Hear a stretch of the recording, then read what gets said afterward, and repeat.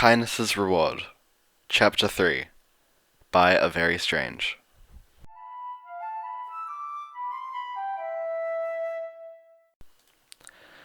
Trixie made her way down the stairs unsteadily the next morning, feeling rested but hungry. She realized as she walked down that she was being watched. Looking around, she found a white rabbit standing on a small end table, glaring at her. It made her feel unwelcome, but Trixie just glared back at it. "Do not mess with Trixie, Rabbit, or she may make you part of her next routine." The rabbit did not look amused. A noise distracted her, and Trixie looked up to realize the birdhouses hanging from the ceiling were occupied, small sparrows talking to one another from their houses. What kind of house is this? Trixie just stared on. Another bird emerged from a larger house. It was a robin that began to whistle a tune. To Trixie's surprise, a silky voice sang back, wordlessly in perfect key. "Good morning." "Oh, Trixie." Fluttershy entered the room from the kitchen. Trixie realized she had a light blush on her face and immediately scolded herself.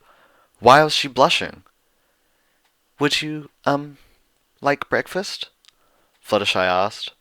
Trixie frowned at the way Fluttershy kept pausing and flinching. "You've carried Trixie, cleaned her, touched a large part of her body. Why do you still fear her? You see how disgraceful she has become." I'm sorry," Fluttershy muttered, kicking at the ground. Trixie sighed. "Trixie is not trying to offend. She promises she is as benevolent as she is wise." She held up her head, still feeling a little of that old pride, at least until her gurgling stomach reminded her of why she had left bed to begin with. "You mentioned breakfast, did you not?" "Oh, yes," Fluttershy nodded. "Do you like oatmeal?" Trixie nodded and continued down the stairs. That bunny watched her the entire time. He did not approve of her. That much was clear. "Angel, be nice. She's our guest," Fluttershy told the bunny as she passed by. The rabbit shook his head and hopped away, for which Trixie found herself unexpectedly glad. She followed Fluttershy into the kitchen and took a seat as the Pegasus got to preparing breakfast. "Trixie has been thinking on your words last night." "Oh?" "Yes. Trixie does not know what you expect of her, but she has nothing to give you in return for your kindness. So she promises to be out of your hair soon. She can leave after breakfast." "You want to leave already?" Trixie nodded. "Trixie is a self-made pony. She does not rely on others for aid, not more than necessary. She shall pay you back one day, she swears." "Oh, you don't have to." "Trixie has made up her mind," Trixie said, keeping her head high. She didn't see Fluttershy's worried glance before she got back to breakfast. She soon handed Trixie a piping hot bowl of oatmeal. Instinctively, Trixie tried to levitate a spoon for her meal.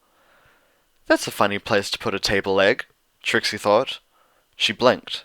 Everything was sideways, and she realized she could feel the wooden flooring against her side. She was being shaken lightly. "Trixie, oh, please wake up." What happened?" Trixie found her mouth awkward and hard to work. "You, blacked out a little. Healing takes time. Please, you're not better yet." "But Trixie is a self-made pony." Trixie realized she was whining. No, not whining, she told herself. Just complaining. "You'll feel better after breakfast." Fluttershy was helping her off the floor and she hadn't even noticed. She sighed and nodded. Fluttershy got back to her meal and Trixie did the same, eating like an earth pony, much to her chagrin. The oatmeal was heavy, and she soon found herself not wanting anything after the first couple bites. She looked up to find Fluttershy watching her tentatively. The Pegasus gave an encouraging nod to her. Trixie swallowed and forced herself to go back for more. She managed a half-dozen bites before realizing anything more would make her sick again. She stared at the still mostly full bowl. It is time for Trixie to take her leave of you, Fluttershy." "But no, she shall not overstay her welcome. You were most gracious of a host." Trixie turned away from the kitchen table. She wanted to prove that this was her comeback, that she was strong and powerful enough to return from this. As she exited the kitchen and made for the front door, she heard Fluttershy trot up behind her. Trixie remembered herself and opened the door manually, rather than with magic. She looked outside. Fluttershy's hut looked out to green gardens, a winding dirt trail leading eventually to Ponyville. Trixie paused, unable to bring herself to that first step. Are you, really sure? Trixie will not be a burden. But you've just had breakfast. Well, that is true. And it's cold in the morning. Trixie can feel the chill. And if you don't mind me asking, where will you go without magic? Perhaps, Trixie bit her lip. Perhaps Trixie has not thought this through as much as she should.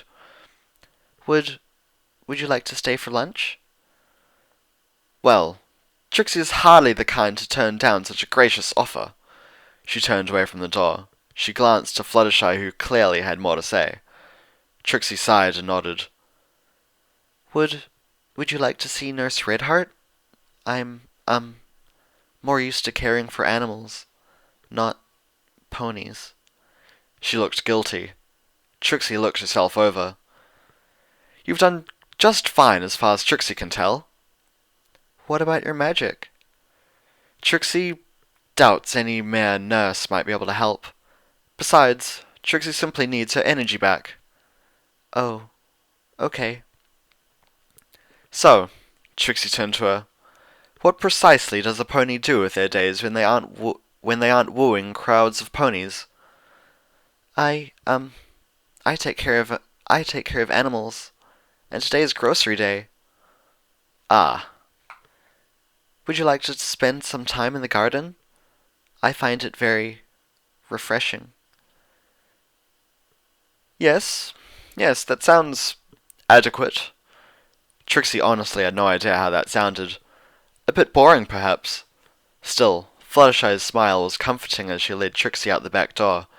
She found that Fluttershy's home backed onto gentle hills that separated her from Everfree Forest. The treetops were visible from where they stood, and an involuntary shiver went through Trixie at the sight of them. It would be a while before she ventured into any woods again. Isn't it lovely? Fluttershy smiled, eyes on the sky. Trixie couldn't tell what she meant. It was the day, nothing special. Had the Pegasus never seen the day before? I love to help all the little animals, but it's nice just relaxing out here too. Here! Fluttershy guided her to the crest of a hill. There she lay down straight, right on the dirt. Trixie was flabbergasted. And now what? You have to, sit and wait, Fluttershy said. Trixie frowned. This is ridiculous. She should be... Her mind stalled. What? Putting on a show? Dazzling a crowd? Earning her bits? In her month alone, most of Trixie's thoughts had been preoccupied on getting back at Twilight Sparkle, the mare that had so spectacularly shown up Trixie. However, without so much as a spark of her magic, it seemed a futile endeavour. Which meant that for once in her life, she had absolutely nothing to do, nowhere to go. So, Trixie lay down beside Fluttershy. She looked around for a moment, feeling out of place, and intruded to something. This is... Shh. Fluttershy was calming, not commanding. Still, Trixie scowled. She wasn't sure which was more annoying, Fluttershy's timidness or the control the Pegasus somehow exerted over her. Still, she quieted down. Fluttershy's eyes were skyward, and Trixie looked around. Here comes a friend. Fluttershy's voice was whisper quiet. Trixie looked around, not understanding what Fluttershy was getting at. There was no pony around. Hello there, Fluttershy said. Trixie looked back to the crazy pony, and saw a hummingbird sitting on Fluttershy's hoof. The Pegasus giggled. And how are you today? Fluttershy asked. The hummingbird buzzed in response. Fluttershy giggled again. You can't talk to them. Trixie stared at her. I've always been able to connect with animals, Fluttershy told her, closing her eyes briefly. Suddenly a second hummingbird came by, sitting by the first. It buzzed excitedly at Fluttershy. Oh, how cute! I'm so happy for the both of you. You're insane! Trixie's been staying with a madman! Oh, no, Fluttershy answered calmly. They've just had eggs. Why don't you give it a try? Hold out your hoof. Fluttershy gestured. Trixie blinked, preparing a tirade when... I mean, please? Fluttershy asked. Trixie found herself stopping and staring. Fluttershy's eyes were just so big, so open, and in them Trixie could read hope, fear, nervousness. Fine, she stammered, holding out her hoof as directed. Why did her cheeks feel so warm again? Fluttershy nodded to the hummingbirds, and one fluttered over and landed on Trixie. Oh my! Trixie tried to hold herself still as the bird hopped about. Fluttershy giggled. You better not make a mess on the great and powerful Trixie. Trixie scolded the bird, not putting any real anger behind her words. The bird responded with a tilt of its head and a happy buzz. Aren't birds wonderful? Fluttershy asked. Before Trixie could respond, the Pegasus whistled a small tune. Suddenly something dropped on the top of Trixie's head. Ah! What is it? Did it mess up Trixie's mane? Any more, that is? It's just a robin. Calm down, little one, you're scaring her. The great and powerful Trixie was not... Oh, wonderful. The robin fluttered off her head and next to the hummingbird. She looked over and saw Fluttershy smile at her, comforting her. Trixie found a smile on her face without understanding why. You're doing great. Why don't you relax? I should get going into town. With that, Fluttershy stood up. Trixie felt herself panic. Wait, where are you going? She convinced herself it was only because she was so unfamiliar with the animals around her. Even that made her realize how much fear seemed to rule her. Don't worry, they'll be fine. Be gentle. Fluttershy walked off. Trixie looked back to the birds on her hoof. One whistled at her. Oh dear. Trixie felt another bird land on her head.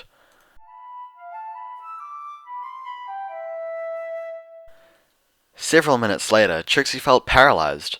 She was being treated like a lawn ornament. Well over a dozen birds of all kinds on her head, her forelegs, even her back. A few had started a rousing chorus a few minutes ago. Trixie sighed. She was having a hard time relaxing with all the wildlife around her. You! Suddenly a voice came from above. Trixie blinked and stood up. The bird startled away. What are you doing here? The voice accused. Trixie realized it was behind her and she got up, turning around just in time for something to hit her. She cried out, feeling like she had been tackled by a raging bull, knocked clean to the ground. She looked up to find eyes like pink fire filling her vision. I caught you.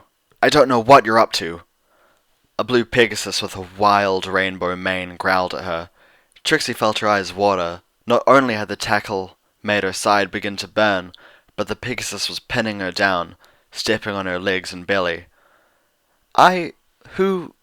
What?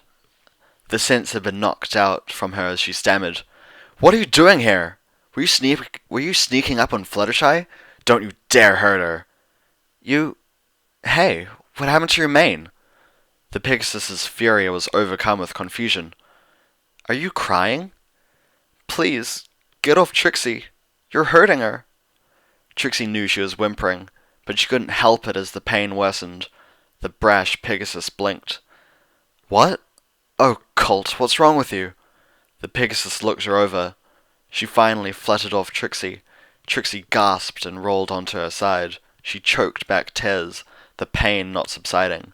Something inside her seemed to shift in a way she was sure it wasn't supposed to. Whoa, you, okay there? Fluttershy! Trixie found herself calling the name without thinking it. Fluttershy! She sobbed. Wait, The Pegasus looked around, backing away from the weeping, broken mare. I'll go get Fluttershy. Several minutes later, Trixie was still trying to stop her sniffling as Fluttershy lay an ice pack over her side. She had been moved with care onto Fluttershy's couch.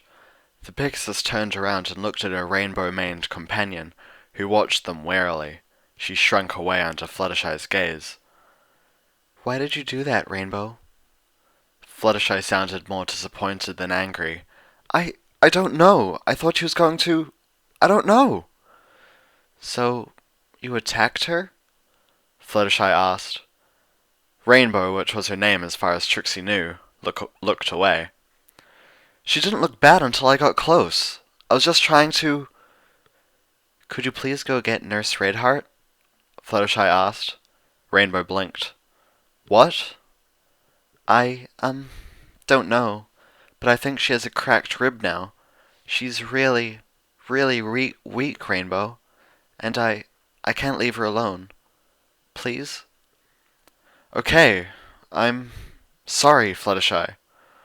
Rainbow barely got the words out. Fluttershy shook her head. It wasn't her Rainbow should be sorry to, and every pony in the room knew it. The Cyan Pegasus glanced at Trixie one last time before heading for the door.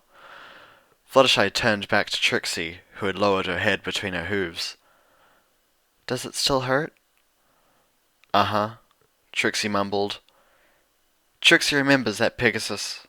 She was right to be angry. "But," Fluttershy frowned, "Don't bother," Trixie told her bitterly.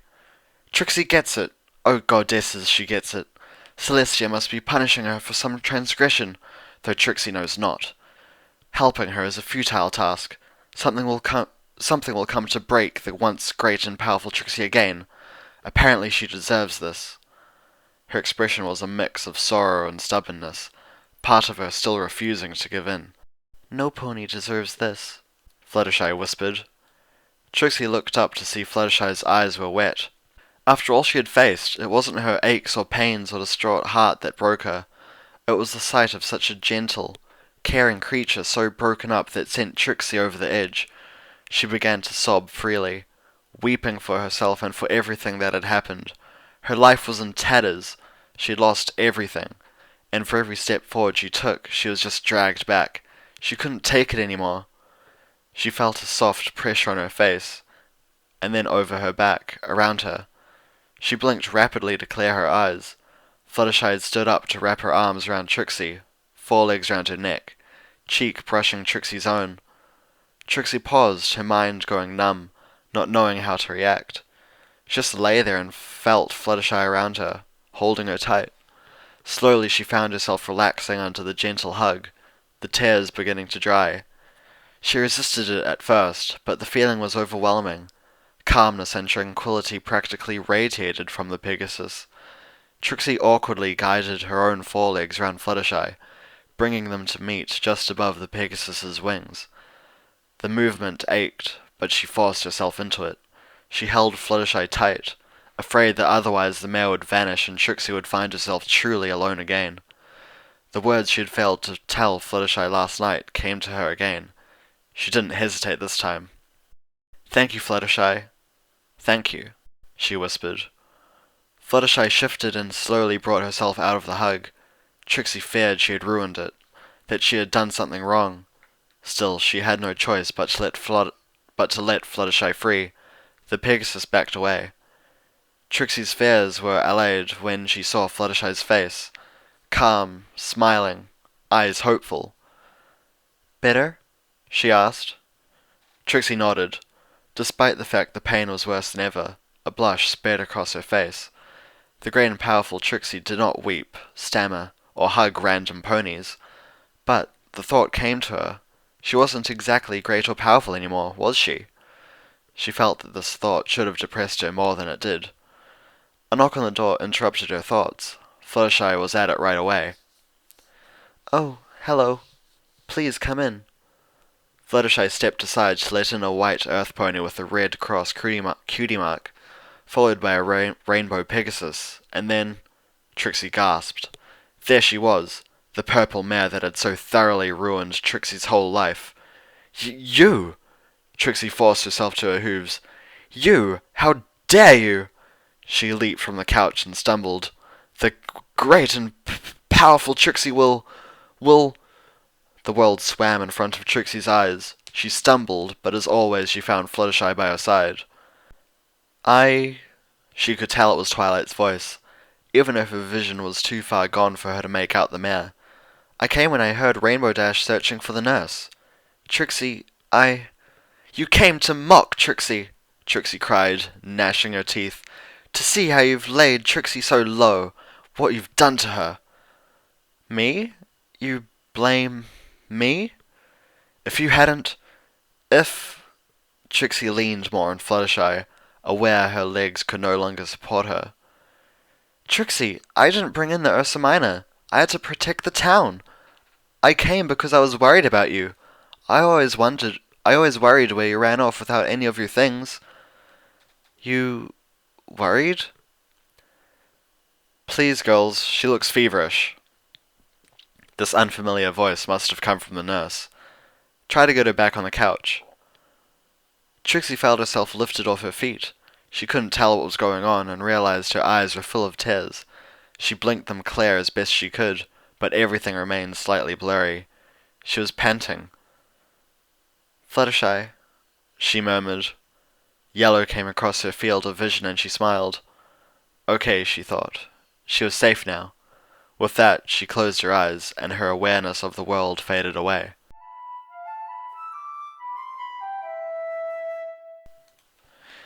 Trixie awoke groggy, confused as to everything beyond her own name. She was distantly aware that she was on her back, her eyes open. She wasn't blind, she realized, it was just very dark. An open window let in enough moonlight for her to make out details about the room once her eyes adjusted. She heard something like a sigh and looked to her right. Fluttershy was fast asleep but sitting upright, resting on a stool beside the bed. Not fully aware of herself, Trixie reached over and brushed Fluttershy's cheek gently. It was enough to wake the Pegasus up with a startled peep. You're awake. I was so worried. Fluttershy held onto Trixie's extended hoof. Trixie smiled. Am I going to die? She asked. The idea didn't scare her, oddly. She couldn't cheat the Grim Reaper that long. No. Fluttershy shook her head. The doctor said malnutrition made your bones brittle. You, oh dear, had a cracked rib and were bleeding inside. She shuddered. They had to... Trixie looked where Fluttershy was looking. She was on top of the sheets, letting her see her underbelly.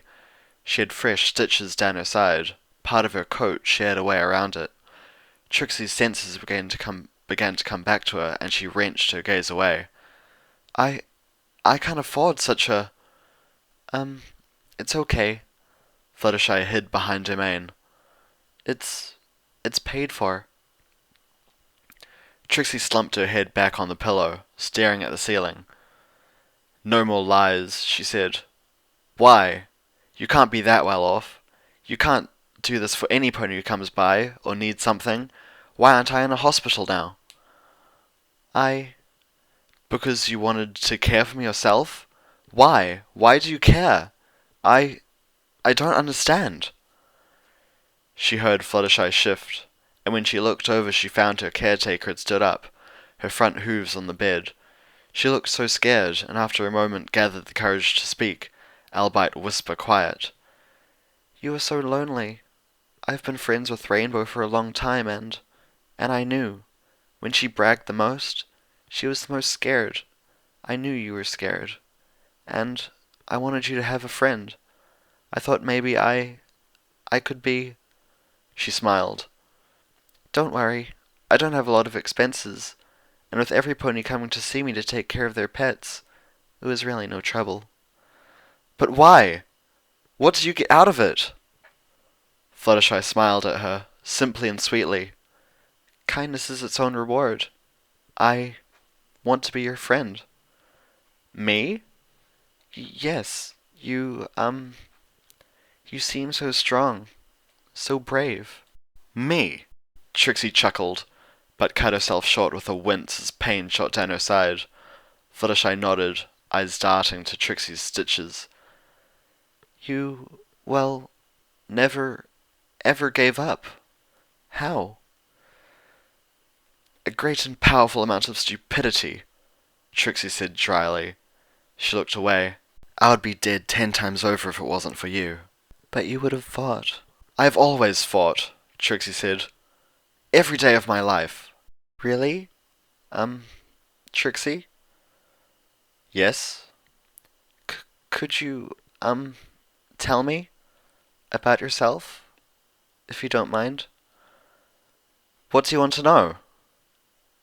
Oh, everything. Trixie took a deep breath. She was a storyteller and had spent years talking about herself, but this was no tale of her greatness, and she had no flashy tricks or artistic flourishes to add. Still, now that Fluttershy had asked, Trixie found herself wanting to tell her. Trixie's earliest memories are of a small orphanage in Canterlot, she began. A long and winding yarn unravelled from there, beginning with her childhood. Her child was not really that bad, the orphanage always having enough for them to eat, and there were many fillies of Trixie's age if she ever desired company. She had been neither popular nor unpopular, at least not until that fateful night. Her true story, as far as she saw it, began with the orphanage's talent show, when she had been given a small hat and cape and told, like all the other unicorns, to just do her best trick. The thrill of being in front of the other children, the way she drew power from their attention while others cowered, the discovery of this thrill as the source of her magic, the way she dazzled the small crowd with a light show that, while she now realized was no more than the magic equivalent of third-rate sparklers, had made her stand out against the lackluster levitation tricks that comprised the total of the average unicorn's talent at that age. Trixie was the first of her age group to earn her cootie mark, and in her mind it set her apart for greatness. Next came her short adoption by an old mare of a professor, no doubt intrigued by Trixie's talents. Only, rather than nurture her talent, the old mare had simply expected Trixie to be a particularly proficient maid, not an actual daughter. This led to Trixie's isolation during her formative years, and she combated the boredom and loneliness with the only diversion the household had to offer: books. Diving headfirst into self-education, she stole the textbooks of her mother, and read late into the night once her chores were finally done, discovering her great talents with spellcraft extended far beyond mere flashing lights or billowing smoke. When she felt herself of age, though she was still more of a filly than a mare, Trixie performed a very dangerous and skillful transmutation. Normal transmutations, turning a rock into a hat or whatever, would be undone if the magician's magic waned, but Trixie took a couple of items from her mother and crafted herself permanent, exact replicas of the orphanage's hat and cape, made to fit her now, of course. With hat and cape around her, Trixie felt herself ready to escape from her miserable home and make her way to Hollyhoof, where surely her talent would make her a star like never before. After a brief time hitchhiking that taught her harsh lessons about the world beyond her home, Trixie managed to arrive in Hollyhoof, barely a bit to her name despite the modest sum she had left with. There she eventually roomed with a mare that would become Trixie's first crush, a fellow aspiring actress, but one who had the good sense to splurge for a bus ticket away from her home. Trixie had found that Hollyhoof cared less for talent than it did a pretty face with a particularly narrow middle. The back of Trixie's mind noted the irony that, more than half starved, she probably finally fit their requirements. She had worked bit pieces, a living background to third-rate movies. Finally, she'd caught her break. After arguing with another bit player had forced Trixie to show up the other pony, just like she had done in Ponyville, and her flashy performance had caught the director's eyes. Trixie was given a chance, told where to audition, what to say to get in, and how good her odds were. She had, of course, rushed home with the news, ecstatic, and slept the night fitfully as eagerness combated her desire to be at her best the next day. When she finally awoke, of course, the remnants of the sleep spell were obvious to her. The audition had come and passed. Eventually the truth would come out, as the other mare had slipped in as her, and then won the spot easily. She would get her break, as it were, a minor speaking role in a horror film. Though apparently her character died quickly enough, she wasn't really noticeable. Trixie couldn't stay, their shared apartment being in the other mayor's name. She gathered what few bits she had saved over rent and food, and once again abandoned everything in the world, convincing herself that with her hat and cape she could make the world hers. She would make them see how great and powerful she really was. In time, Trixie felt the world did begin to see. She learnt to dance for her dinner, setting up on street corners and panhandling. Her extensive magical knowledge turned to parlor tricks to attract passers-by. It was funny to her that her career finally took a turn for the better only when things couldn't get any worse. Small towns were always in need of entertainment, and by now an accomplished hitchhiker, Trixie began to make her rounds in the outskirts of Equestria. Eventually she made enough to rent permits at most towns, allowing her to set up in town square and really put on a performance. Within a couple of years she had saved enough to buy herself a home, a small show wagon for her to travel in, even if she still had to move it herself or hire help from town to town. Finally came her arrival in Ponyville, and all Fluttershy already knew. As she unravelled her tale, Trixie felt something inside her unwind, something she had held close to her heart for so long, loosening its grip on her after all these years. Some pony finally knew who she was and why she did what she did. They knew the mare behind the act. She hadn't intended it, but hadn't been able to stop it. As she finished, she saw tears dripping freely from Fluttershy's eyes, the Pegasus making no attempt to wipe them away. You're... Please, don't pity Trixie any more.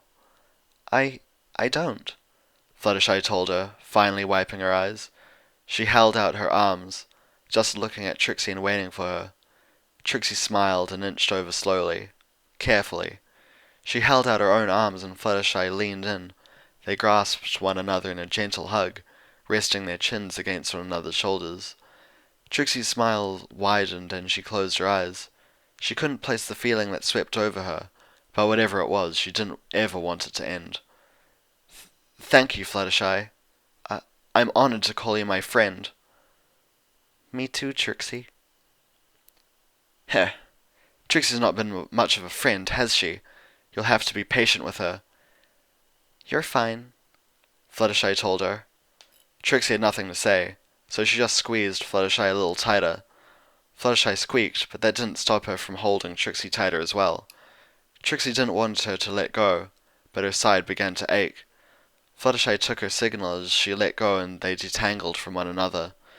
When the Pegasus got back on her stool, Trixie could see she was blushing. Trixie leaned back and looked at her side again, her stomach turning at the surgical gash.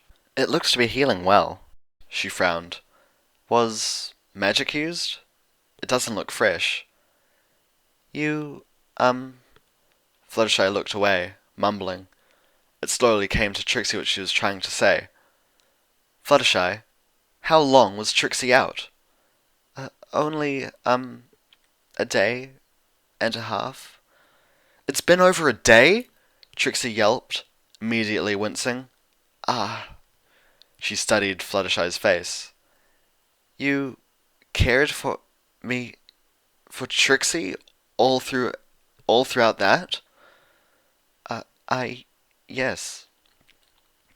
Trixie just turned back to the ceiling, staring blankly up, helpless, comatose for that long. She wondered if Fluttershy had managed to feed her. Her mouth didn't seem dry, so she imagined the Pegasus had at least managed to get her to drink. It was only now that she discovered her hunger. The sensation so familiar to her she was beginning to ignore it until it grew painful. She vaguely felt she should be enraged about the indignity of it all, being laid so low, yet searching her heart revealed gratitude that she had made it through. Gratitude in something she still didn't understand. Some of the others came by after we brought you back, Fluttershy told her. Trixie turned back to her and blinked. Rainbow Dash felt so bad. Please don't be mad at her, Fluttershy said. And Twilight, she felt worse. It wasn't her fault. Trixie understands that now. It wasn't your fault, Fluttershy said. Trixie smirked. Trixie never said it was, she quipped. Fluttershy shrunk back, her mane falling in front of her. Trixie forced herself to inch over and reached out, brushing Fluttershy's mane back. You shouldn't hide yourself, she told Fluttershy. Take pride in who you are. Fluttershy just smiled in return, but seemed honestly thankful for the gesture. Trixie could read it in her eyes. She eventually broke her gaze to look around the room, her mind turning. It has been some time since you've had your own bed, isn't it? Trixie shall take the couch tonight. Oh, no, that's quite all right. No, no. Trixie is your friend, and has relied on your kindness far too much. Trixie slowly got herself off the bed. Fluttershy looked as if she wanted to do something, say something, but couldn't bring herself to. Trixie got onto her legs and found herself still standing, though she did wobble a bit. Trixie, please. Trixie shall be fine, Fluttershy. Trixie smiled. And she'll be just downstairs, okay? You need some proper rest. But, okay, Fluttershy responded. Good night. Good night. Trixie exited the bedroom. The hallway was nearly pitch black. Trixie felt her way along, knowing that any magic would likely end with her on the floor again. She almost tripped down the first stair, and made it cautiously after that. The main room was brighter thanks to large windows facing the moon. Trixie headed for the couch. She wasn't actually sure she could sleep, but she could feel she was low on energy. Oddly not as desperate as before. She guessed as much bed rest as she was getting was doing her a world of good. She would rest on the couch until either the day came or something else to do came to her. She glanced to the window and yelped as something moved. She made out the silhouette of a rabbit. It was the same one as before, and it was still glaring at her. Don't worry, little rabbit, Trixie chuckled. Trixie's relatively sure you could beat her if it came to it. She continued toward the couch and rabbit.